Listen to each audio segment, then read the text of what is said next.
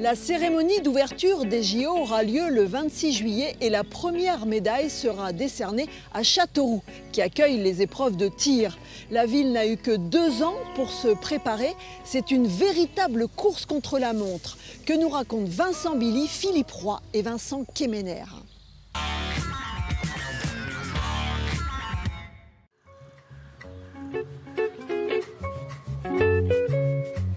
Une ville paisible, tranquille, loin des bouchons. Au centre de la France, Châteauroux prend son temps. Ou plutôt prenait son temps. Il se prépare quelque chose. Les rues s'agrandissent, les façades s'embellissent, artisans et ouvriers s'activent. Des travaux visibles, d'autres moins. Un compteur est même installé pour rappeler le temps qu'il reste avant l'événement du siècle, les JO de Paris 2024. Une course contre la montre, une épreuve avant les compétitions. Même Tony Estanguet ne veut pas être en retard. Bonjour. Vous allez bien? Vous êtes venu en train ou en voiture? En voiture cette fois-ci. Oui, il vaut mieux. J'ai suivi les conseils. Visite express sur le site olympique pour le patron de Paris 2024. Le timing est précis. La communication est contrôlée. L'ancien champion olympique prend le temps de rencontrer des représentants des équipes de France. Je pense qu'il faut rester concentré sur ce que vous avez l'habitude de faire, ce que vous maîtrisez très bien.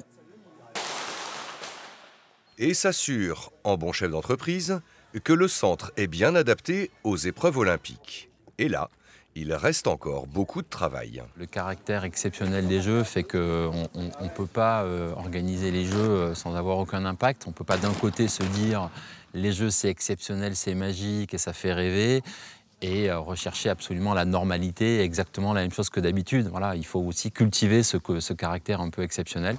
Donc voilà, on est quand même dans une logique très différente par rapport aux éditions passées, puisque la vision de Paris 2024, c'est d'utiliser les infrastructures qui existent déjà quand on peut le faire. Et ça a été le choix de Châteauroux, justement, parce qu'ici, on a tout ce dont on a besoin pour réussir les Jeux. Tout, sauf de nombreux détails qui doivent rester secrets.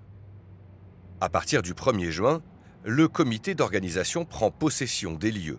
Le site devient une véritable forteresse. Même le personnel du CNTS est à ses ordres. Le sprint est lancé partout.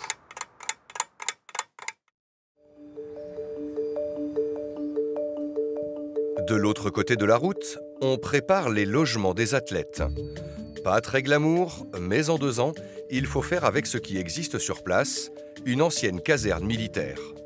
Les Chinois sont propriétaires, l'académie de football saoudienne est locataire de la moitié des bâtiments utilisés pour les JO. Alors là, nous sommes dans une des chambres PMR que nous avons ici réhabilitées aussi sur ce bâtiment. Les chambres PMR que nous avons, ça représente à peu près 70 chambres sur le site.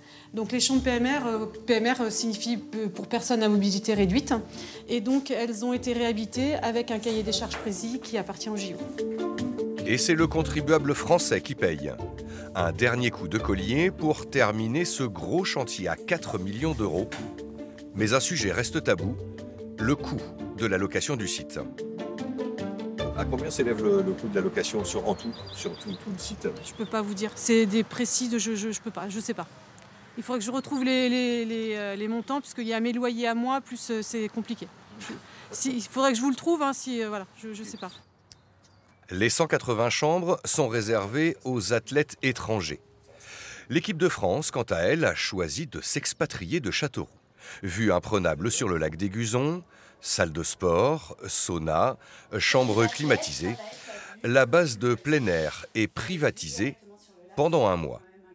Mais là encore... C'est indiscret de demander combien coûte la location d'un bâtiment comme celui-ci et de ses services pendant 1 mois complet? Oui, je pense que ça l'est effectivement. On a fait une offre qui était vraiment individualisée par rapport à ce qu'ils avaient besoin. Donc le prix qu'ils payent n'est pas le même prix que effectivement d'autres groupes qu'on pourra accueillir. Nous n'en saurons pas plus. En tout cas, à Aiguzon, tout est prêt. Mais sur le quartier Saint-Denis à Châteauroux, c'est un autre marathon qui se joue. C'est le chantier lancé par la ville. L'ancienne chapelle doit accueillir des délégations. 15 mois de travaux, la ligne d'arrivée est toute proche. On va être dans les temps parce qu'on doit être dans les temps. On est sûr de pouvoir finir donc fin juin. Vous voyez qu'ici, nous sommes en train de préparer les extérieurs. Ce petit square, là, juste devant la chapelle, qui sera ouvert sur le quartier. Et l'ensemble de l'opération donc va être terminée. Et elle va être terminée aussi financièrement puisque donc on va atteindre une dizaine de millions, mais subventionnés à hauteur de 40% environ. Et un délégataire prendra le relais pour la gestion des appart-hôtels. Ce sera l'un des héritages des JO. À proximité immédiate du site olympique, un parking géant est en construction. Coût du chantier, 950 000 € pour une utilisation unique pendant la période des Jeux. Que deviendra-t-il après ? À court terme immédiat, il n'a pas de vocation, mais c'est une éventualité que sur ce site, il y ait l'unité de valorisation énergétique des déchets ultimes. Pour éviter qu'ils s'enfouissent, cette usine pourrait être construite ici. Il faut ajouter à ces dépenses 600 000 € pour viabiliser une nouvelle voie d'accès au centre de tir et aménager les abords du site.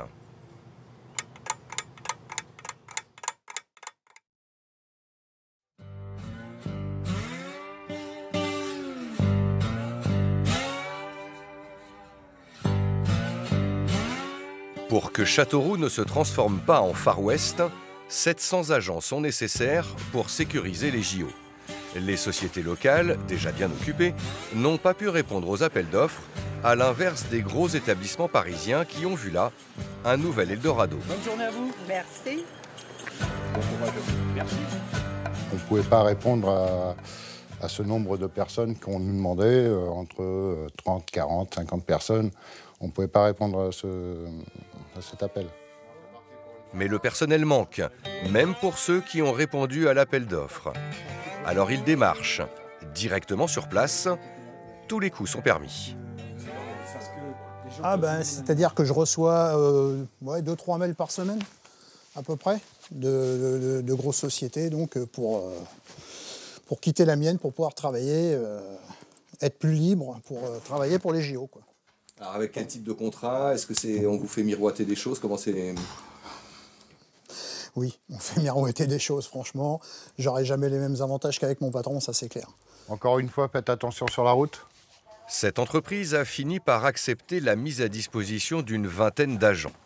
Mais s'il en manque au moment des JO, l'État n'hésitera pas à réquisitionner en local, laissant les clients réguliers sans sécurité. Je vais faire la tête. Et puis, je ne sais pas comment je vais interpréter ça moi-même et expliquer ça à mes clients que j'ai déjà. Ou alors je donnerai la parole au préfet, j'enverrai tous mes clients devant le préfet pour qu'il leur explique. Il reste encore du temps. À la mi-avril, lors d'un comité de pilotage, le préfet se voulait rassurant. Pour le moment, on fait en sorte qu'on n'ait pas de réquisition à prendre.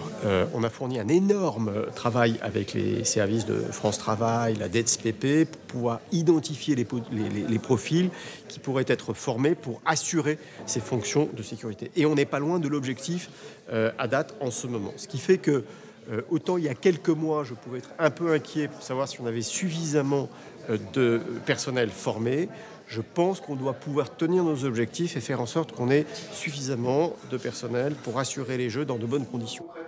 Et pour y arriver, l'ensemble des acteurs du territoire est autour de la table tous les mois depuis 2 ans. Mais les échanges doivent rester confidentiels.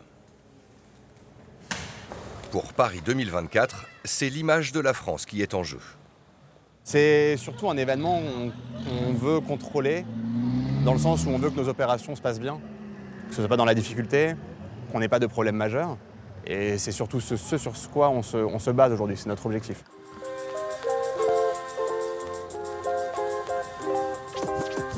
Cet objectif est partagé par la collectivité Castelroussine. Elle veut prouver qu'elle dispose des capacités d'hébergement et d'un standing à la hauteur d'un événement planétaire. Il nous reste maintenant encore la partie extérieure. On a encore le parking là, qui est en finition dans les 2-3 mois et les extérieurs également au niveau des enseignes qui est en cours également. Les hôtels de la ville ont profité d'un coup de pouce financier pour monter en gamme. On a fait cet espace ici, là, notamment parce qu'il nous manquait un bar et un espace lounge également pour pouvoir accueillir les arrivants en fait, de façon plus facile, avec des commodités également, puisqu'on a rajouté des WC PMR. En fait, nous ne disposions pas en tout cas dans cet espace. Dans les étages, quelques chambres aussi ont eu droit à un lifting. Donc, voici nos chambres, donc elles ont été refaites. Vous voyez, on a mis un papier peint de l'ancienne manufacture de tabac, puisque en fait, nous sommes sur un site d'ancienne manufacture où une carte postale a été récupérée avec cette photo, et donc on l'a agrandie de façon à pouvoir la mettre ensuite dans les chambres en tête de lit. C'est une super bonne idée. L'établissement a dépensé 300 000 €. L'agglomération l'a aidé à hauteur de 10%. On a mis en place quelque chose d'assez équitable, c'est-à-dire qu'on s'était dit qu'on aiderait à hauteur de 20% maximum parce que ça, juridiquement, nous ne pouvions pas aller au-delà.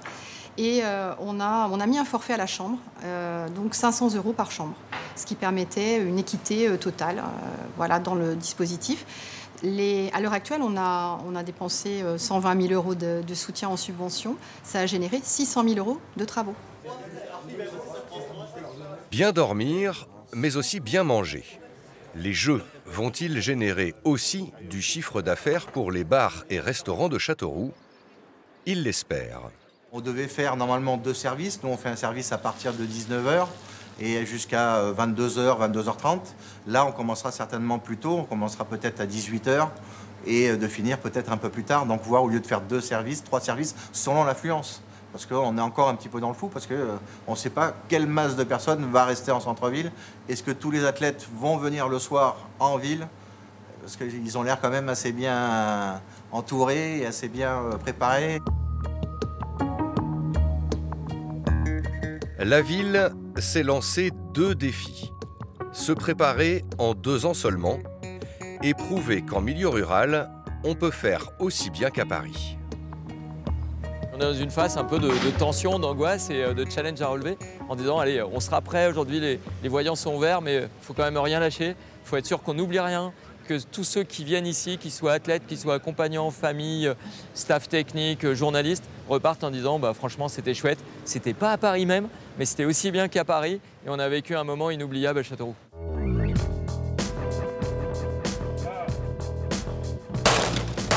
Reste à transformer l'essai. Châteauroux joue gros, en ligne de mire, la première médaille d'or le 27 juillet. Et la ville espère bien, à sa manière, monter sur le podium pour entrer dans l'histoire. Mais elle y aura laissé des gouttes de sueur et tiré pas mal de cartouches.